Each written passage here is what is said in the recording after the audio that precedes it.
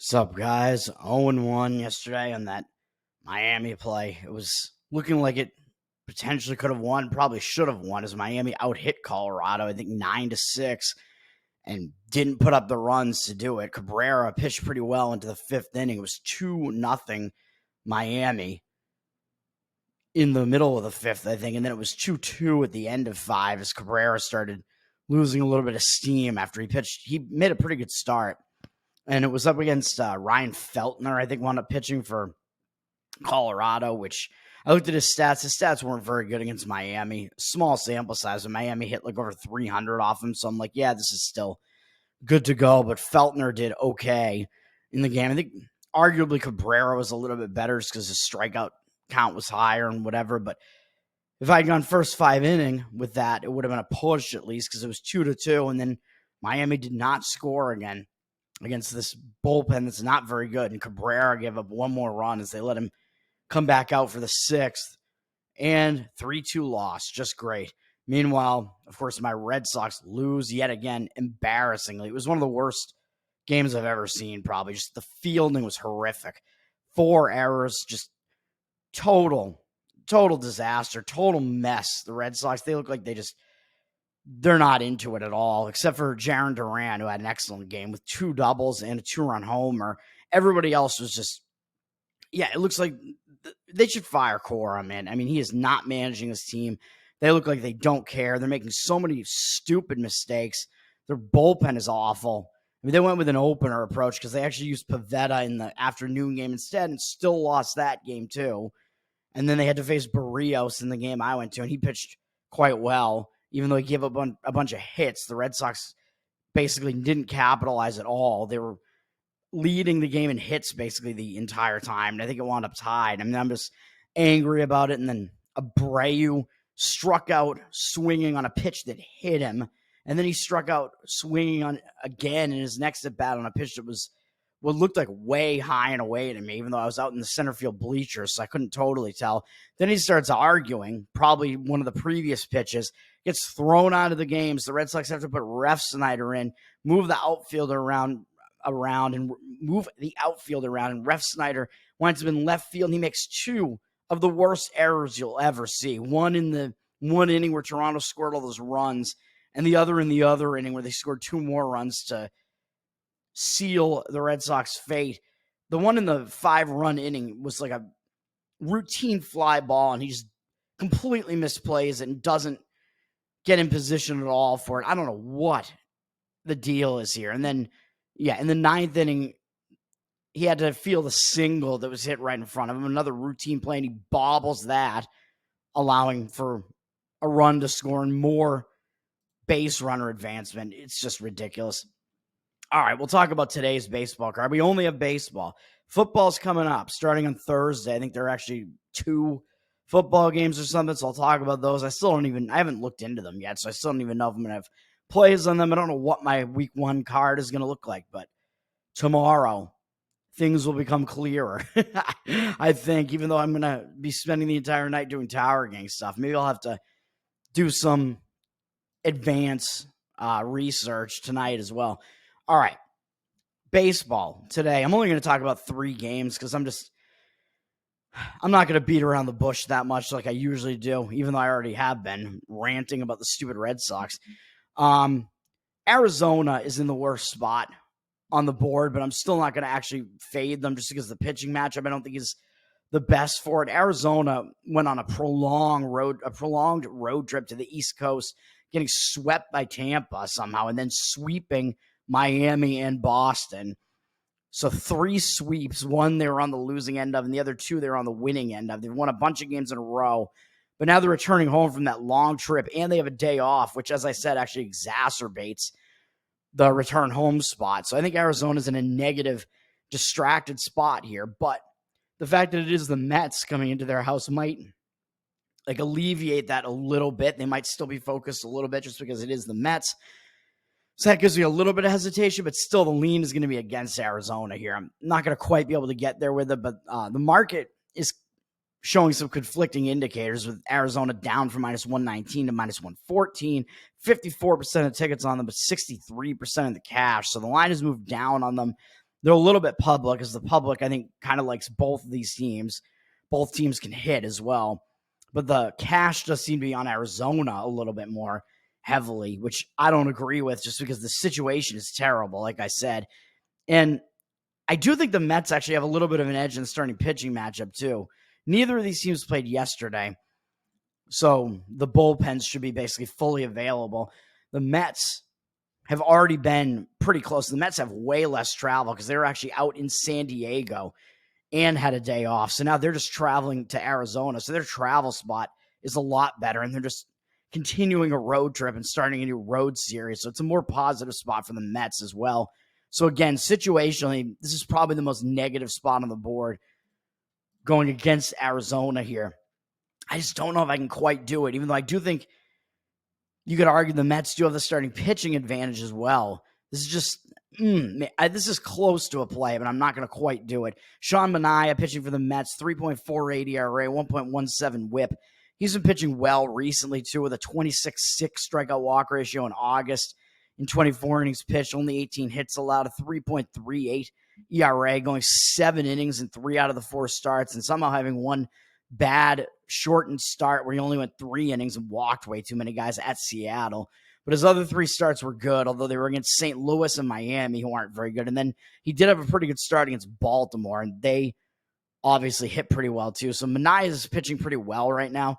He is in good form right now. And up against Arizona, he has good numbers. In 58 at-bats, he's held them to a 224 average, 742 OPS. So the OPS getting a little bit into the higher range because he has allowed 2 home runs and 9 walks to only 10 strikeouts against them. So Manaea, he's too wild. I mean, that's the one drawback with him, but I do think it's probably the right side to be playing the Mets here. And he's the more proven starter as well versus Arizona having Eduardo Rodriguez, who I remember from being on the Red Sox for years, and he never put together a single good season with the Red Sox, in my opinion.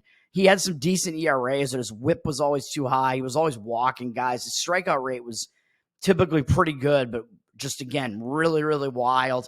That's just his thing. And then he left the Red Sox, had a bad season with Detroit, in my opinion, a really high whip again. And then he actually had a good season with Detroit last year, basically his only good season of his career. But does that mean he's all of a sudden like becoming a good pitcher at the age of 30? I don't think so. I mean, he's always had the good strikeout stuff and had to just keep the walk numbers down. And he was a little bit better at that last year, but his strikeout rate was actually down last year. His walk rate was down as well, but his strikeout rate was down. So I don't even know, man. This year so far, he's again putting up similar stats with a 3.94 ERA, 1.25 whip. So the whip, again, is a little bit higher than I like to see. He's got an 11-4 strikeout walk ratio in 16 innings. So he's only pitched 16 innings so far. 3 starts against Cleveland, Colorado, and Miami. So he's faced 2 pretty weak offenses out of those 3. And the Cleveland start wasn't very good. He allowed 3 3-1 earned run in those starts, but only went 5 2/3 at most in any of those starts. So he's not going deep into games.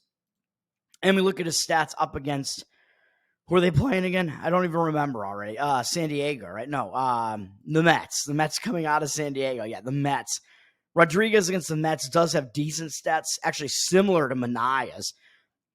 Similar sample size, similar batting average, similar walk or strikeout to walk ratio, and similar OPS, which is kind of crazy. They're both similar pitchers. Mets are 14 for 57 off of him lifetime, 246 batting average, 784 OPS. So Rodriguez, even though I think he is the worst of the 2 pitchers, he's not that much worse, and they're similar enough that I just can't bring myself to actually play this game. But Arizona, because of the situation, I would only look to go against Arizona in that one and fade them in that spot.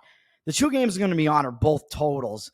The first one I like better than the second one. The first one, and you know where I'm going with this. You probably already know what one of these is going to be. Atlanta, Minnesota. I'm going under in this one because a lot of this has to do with unfamiliarity. You know, I like to look at unders in a lot of these interleague games where you have pitchers who are unfamiliar to the opposing hitters, and that is really what we have here. And we have 2 good young starters who are unfamiliar to the opposing lineups in this one. So I like it. The market looks like it's indicating on it too, even though I see it just kind of sitting at 8 juice to the over.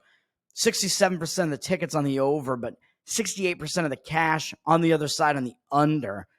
So I think we're looking at a decent spot here, man. And the public, like I just said with those ticket percentages, they're not going to want to come in and play an under in a Braves-Twins game where they know these teams can hit. And they see the score last night, 10-6 Atlanta, very high-scoring game last night, which could give us a little bit extra value maybe, because given the starting pitching matchup, this line does seem a little high to me, even though the offenses are good. So you do have to take that into account.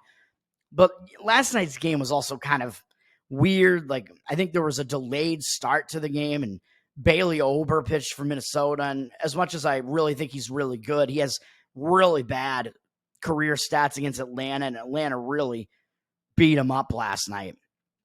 So I just don't think that we can take that much away from what happened in that game. And both bullpens, I don't think, are really in horrific shape either, because both teams used like kind of one of their openers / long relief men opener / long relief men / starter sort of, I guess, in relief to save a bunch of the innings. So Grant Holmes pitched for the Braves and blew it, pitched for the Twins. So they ate up some innings there. So both teams saved most of their better relievers. So the bullpens are in decent shape. Even after that high-scoring game, they're in decent shape coming into this game. So I like that. And then what else do you want to say about this, man? The starting pitching matchup, which I think the public is also probably not entirely familiar with these two starting pitchers, even though they've been making names for themselves throughout this season. They're both rookies, but the public is still going to be playing it over, I think, just because they don't really know that these pitchers are as good as they are. Spencer Schwellenbach, I mean, I've talked about both of these pitchers on the show before. Schwellenbach is pitching for Atlanta. He's got a 3.94 ERA, 1.03 whip on the season. Really good stats on the season. 94-15 strikeout walk ratio. That's a really good ratio. In 82 1/3 innings pitched, 70 hits allowed. His stats across the board are really good. Not allowing a lot of hits. Good command. Good strikeout rate. He's going pretty deep into games for the most part. He's been good, and he hasn't really been letting up that much in the month of August. 3.65 ERA, 34-5 strikeout walk ratio. Last month, 2.08 ERA and 28-1 strikeout walk ratio. So he is pitching well as of late. He's strung together a couple of really good months in a row. 19 hits in 26 innings last month, 19 hits allowed in 24 2/3 this month, so he's not being hit around very much. He's not allowed more than 4 earned runs in any of those starts. Which was one start against St. Louis where he went 6 innings and still had an 8.0 strikeout walk ratio. And if you take that out, he's allowed 3 or fewer earned runs in every start, although he's allowed 3 or 2 in every start this month. But he did have one start in high elevation in Colorado, and he did have a start against Philadelphia in his most recent start. So he's faced a couple of kind of difficult starts, but he also faced Anaheim and Miami, who are pretty weak offensively, but still, he's just pitching well overall.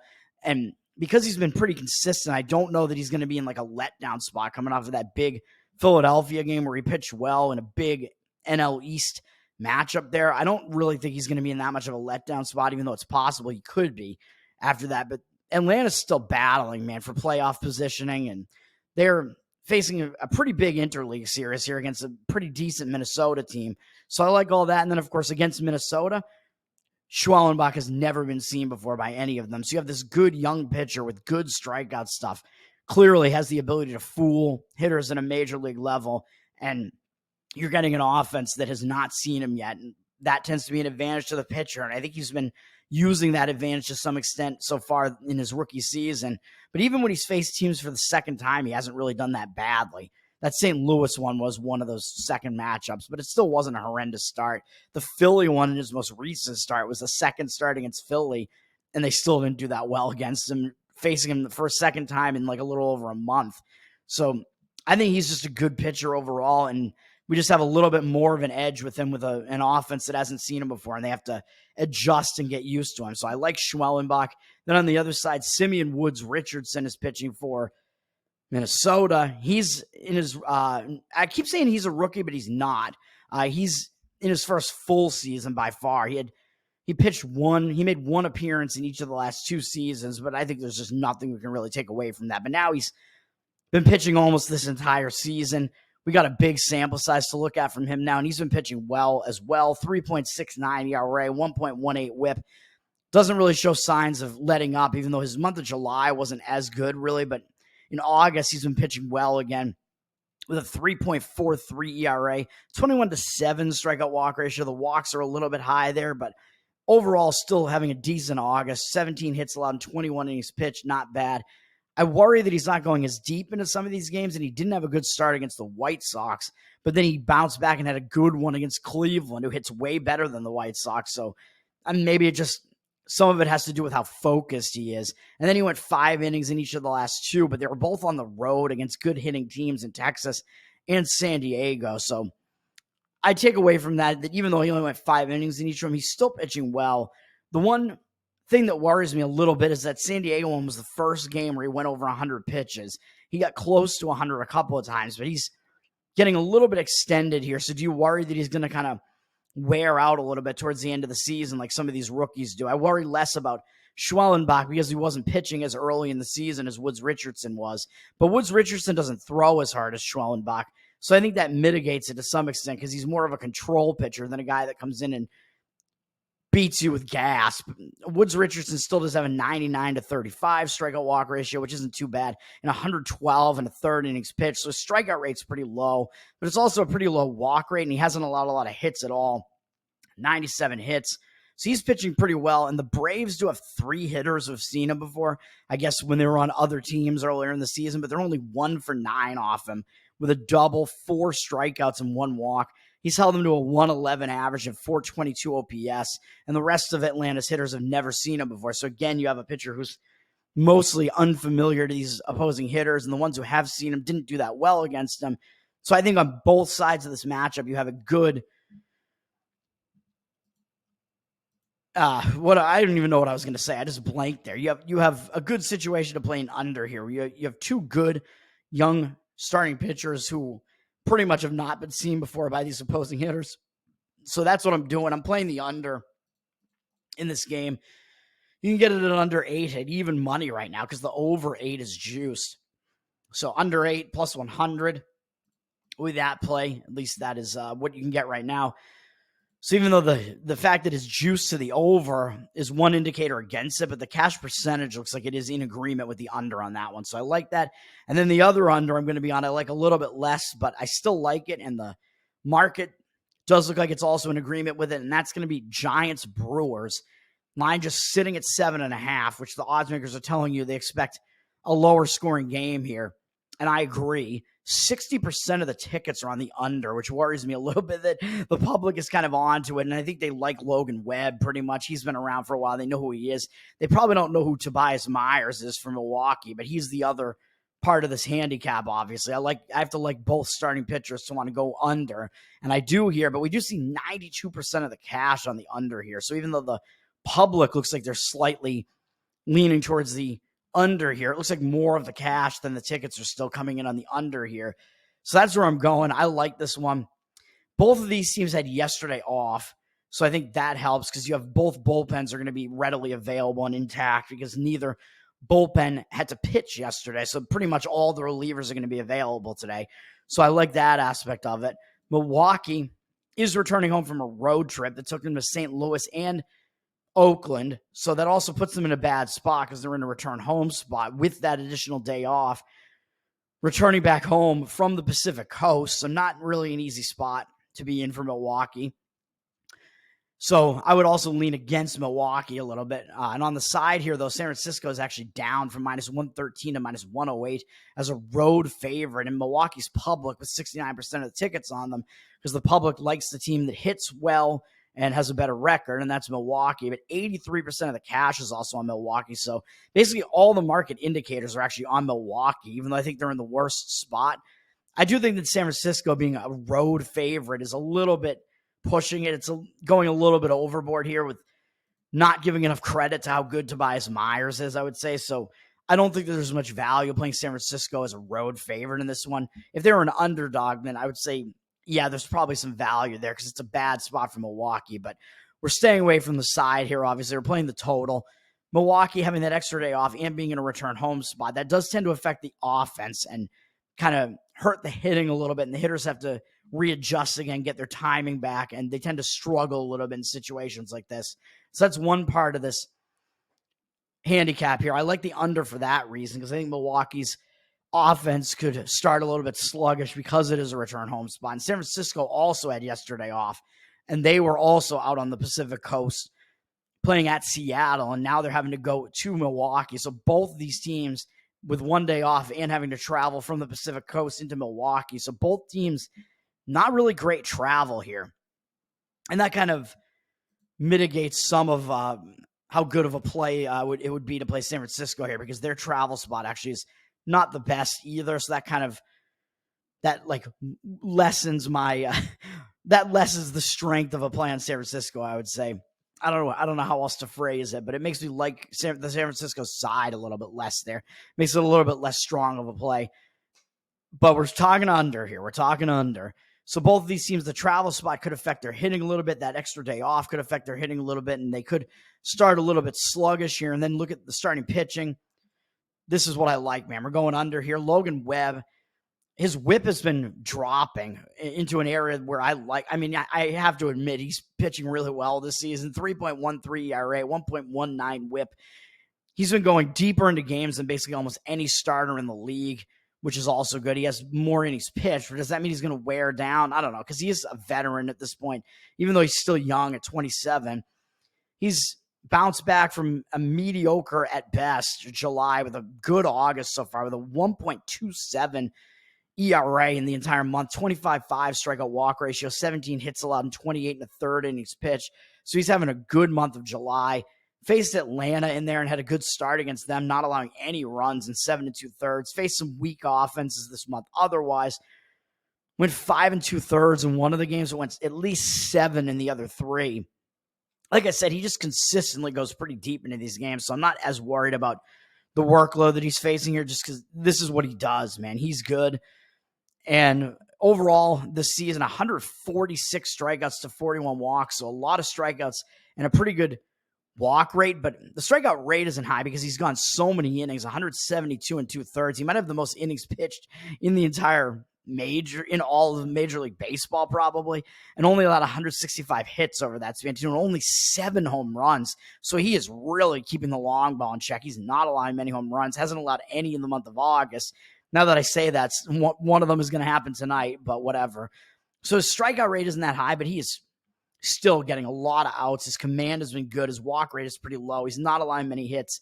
He's doing well on the season, man. And then up against Milwaukee in his career, you could look at this 2 different ways, because we have a really small sample size. Only 3 of Milwaukee's hitters have seen him before, and they are 5 for 13 off him with a triple, 2 home runs, 2 RBIs, and he does have a 3.0 strikeout walk ratio against him. So it's a 385 average and 1,385 OPS. So does that worry me a little bit? Yes. But it doesn't keep me off the under, because really all the damage has been done by Adames. He's 3 for 6 with 1 of those home runs, and Webb is only going to face Adames so many times in this game. Like maybe a few times probably if Webb gets deep into this game, which I hope he does for the sake of the under. But the rest of Milwaukee's hitters have never seen him before. So I think that kind of negates the fact that Adames hits him well. And these other 2 hitters who have seen him before, Hoskins and Turang, their stats are just like not much you can take away from them, going 2 for 7 off of him combined with 1 homer, whatever. So most of the damage against him in that really small sample size has been done by one guy who takes up half the sample size. So other than that, these guys are pretty unfamiliar to Webb. So I think that gives Webb a little bit of an advantage because these guys are unfamiliar with him. They haven't really seen him. So I like that. Then on the other side, we got Tobias Myers, who's a guy I've been talking about a lot in the show. He's a rookie, even though he's 26, kind of a late start to his career, but he's pitching well this season, man. 2.87 ERA, 1.14 whip. Really nice stats. 90 to 27 strikeout walk ratio is nice. 91 hits allowed and 103 in a third innings pitched. So he's not allowing many hits either. He's not walking that many guys. His strikeout rate isn't that high, but he's been good basically all season. He's allowed more than 4 earned runs and only 1 start, which was weirdly against the White Sox. Some of these pitchers seem to just lapse in focus against the White Sox. Other than that, he's been really good. Since a start at Colorado where he allowed 4 earned runs, but it was still not that bad a start, and especially given that it was in high elevation back on July 4th. Since that start, he's allowed no more than 2 earned runs in any start since then. He had a 2.7 ERA in the month of July, 1.44 in June, 2.05 in August with a 17.4 strikeout walk ratio and 21 hits allowed in 22 innings. He is pitching well. He's coming off his worst start, basically, where he only went 4 innings against St. Louis.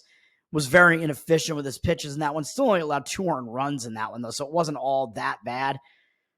And he was coming off a pretty big start against the Dodgers where he did okay and still only allowed 2 earned runs, but again threw way too many pitches and only went 5 2/3. So that still is a tough ask. And then maybe he was kind of in a letdown spot coming off that big Dodgers game, having to face St. Louis on the road. I think he's going to bounce back from that, and he's going to be in a spot where he's going to be able to pitch well again against San Francisco. And, of course, San Francisco has never seen Myers before. So, again, Khan has seen him before, and he's 0 for 2 off him.